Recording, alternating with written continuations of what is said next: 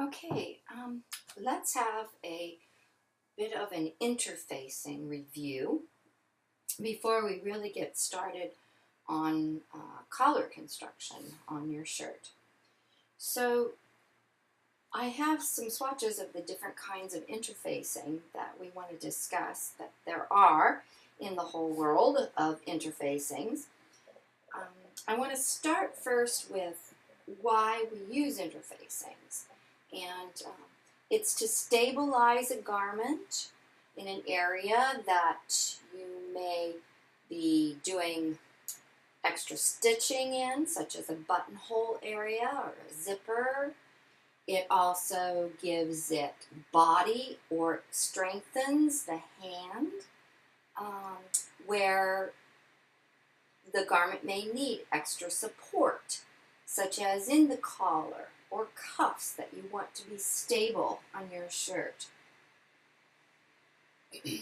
There are times when you use interfacing to make the garment stiffer, you might say, and more constructed shape, such as in tailoring.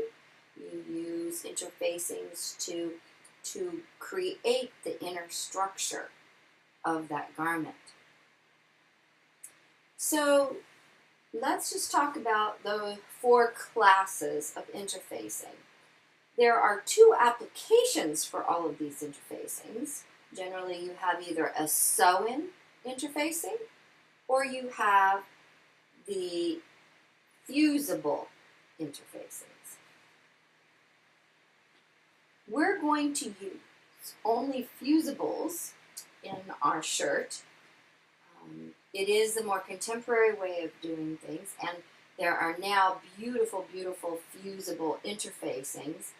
It is the most expedient way to interface items, and even your better price point, better ready to wear will probably be using fusible interfacings today. Let's talk about the first common one, which is the non-woven interfacing.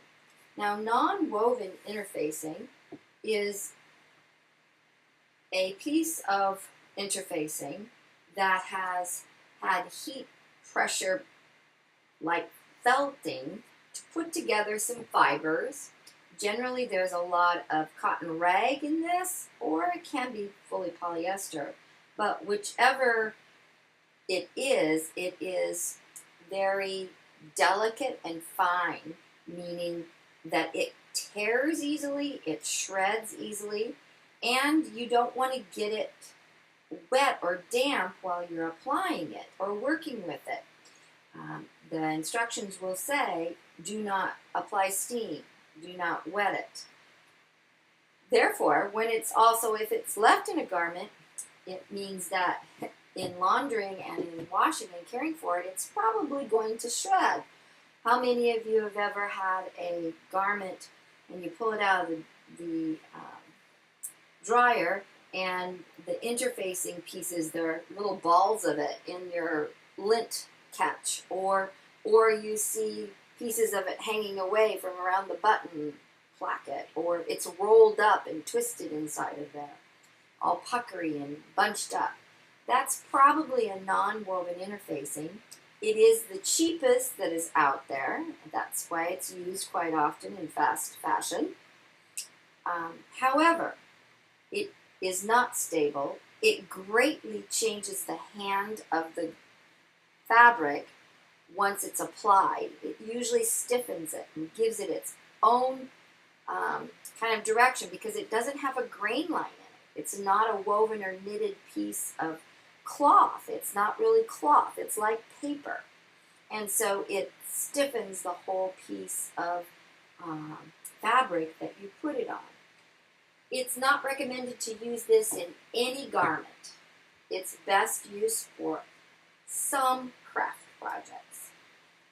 So that's non-woven. Then let's look at wovens. Now there are a great many kinds of wovens out there, both fusible and sew-in.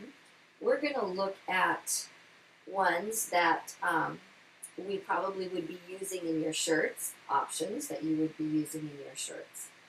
A woven is just like it says, a woven piece of fabric. So there is a grain line. These are based on probably plain weaves, meaning a box plain weave. The ones that we use in shirts, in shirt making, are generally called crisps. And that's kind of written on here. I had to use a marker, and it's not real easy to write right on some of these. So they're crisps. And they come in varying degrees of opacity, which would affect the weight, but also of the finish that makes it stiff. For instance, this is one of the firmest ones that I have around. This is a medium weight one, and then there's a really lightweight crisp. They have a nice finish on them, and you would not want to pre-shrink any of these because it will take that finish off. And when you look at manufacturers of woven interfacings, they will probably tell you that you don't need to pre-shrink any of your interfacings like this. It actually happens as you are applying it that you will find some shrinkage if there's going to be shrinkage. This one over here is a really, really lightweight woven used in a lot of couture. It's got a name of like Sheer Elegance from the manufacturer. It comes in another weight. There's another sheer one that comes a little bit heavier. This is a very, very lightweight one. Beautiful to use, maintains a beautiful drape in the fabric when it's applied. These give it firmness. So there are some wovens. There are many other wovens out there, but these are ones that you will be looking at for your shirt.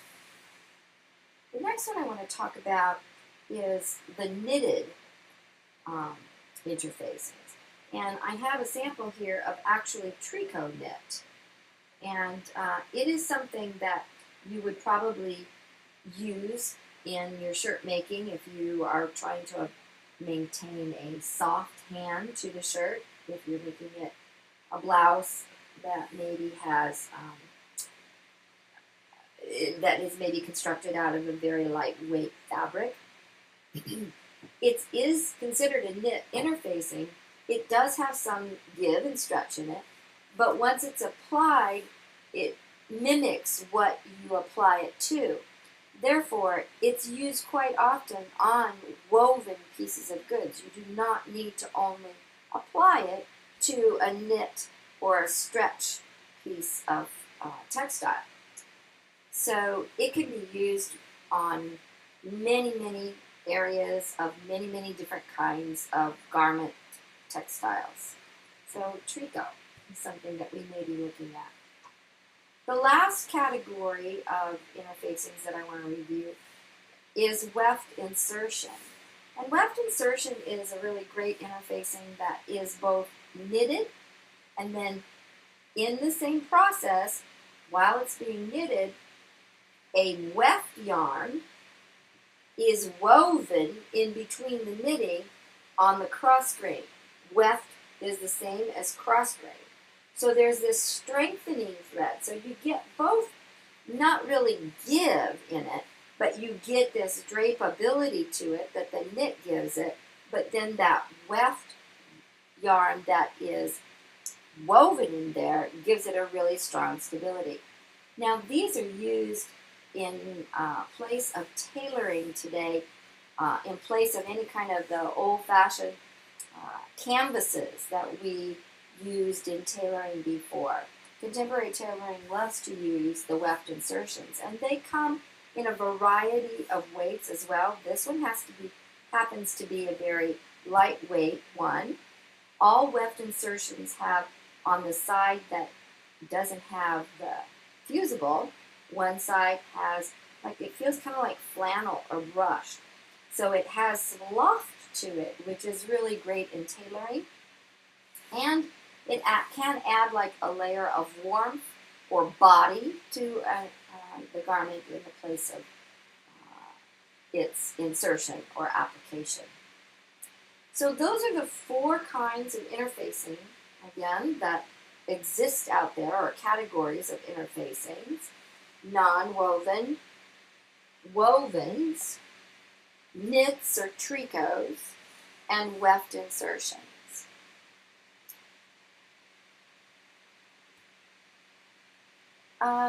I think we will stop there, and now I'm going to move over to the next little section I will record, and that will be talking about your interfacings in your shirt.